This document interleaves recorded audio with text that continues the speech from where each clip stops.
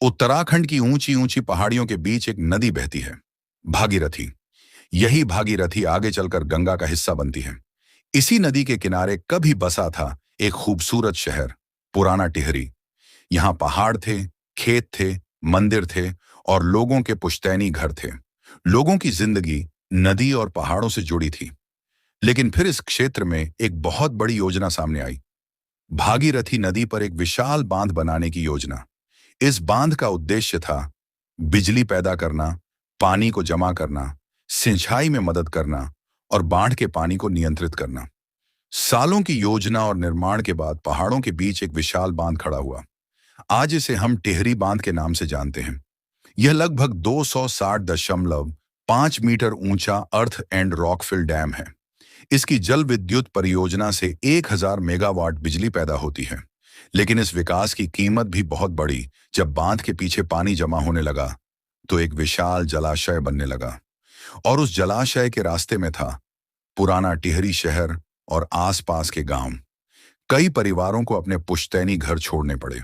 सरकारी और टीएचडीसी के रिकॉर्ड के अनुसार टिहरी परियोजना के कारण हजारों परिवारों का पुनर्वास किया गया। किसी ने अपना घर खोया, किसी ने खेत खोया और किसी ने अपने गांव की यादें। फिर बनाया गया नया टिहरी। लोग नई जगह बस गए, लेकिन पुराने टिहरी की यादें आज भी लोगों के दिलों में हैं। टिहरी बांध से बिजली बनने लगी।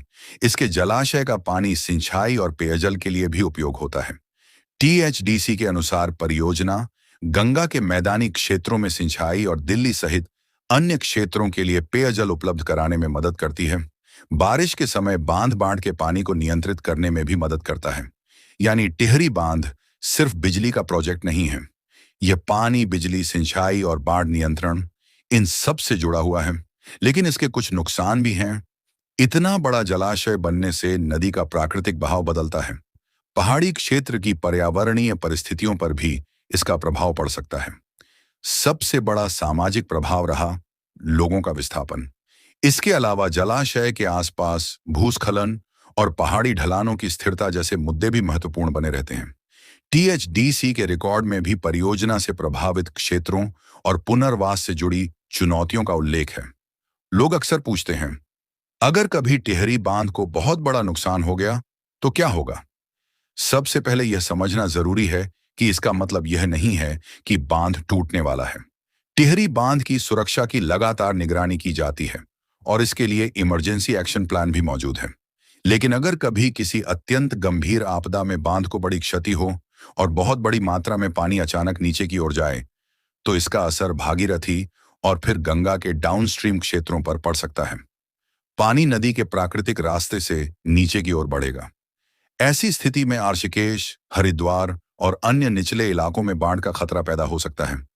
लेकिन पानी ठीक कितनी दूर जाएगा, कितनी तेजी से जाएगा और किस क्षेत्र में कितना जल स्तर बढ़ेगा, यह एक निश्चित संख्या से नहीं बताया जा सकता। यह उस समय जलाशय में मौजूद पानी, बांध को हुए नुकसान, नदी की स्थिति, भू आकृति और मौसम जैसी कई चीजों पर निर्भर करेगा। इसीलिए टिहरी परियोजना के लिए आपदा प्रबंधन और आपातकालीन योजनाएं बनाई गई हैं। आज जब हम टिहरी झील को देखते हैं तो हमें एक खूबसूरत जलाशय दिखाई देता है, पर इस चमकते पानी के नीचे एक पुराने शहर की यादें भी छिपी हैं।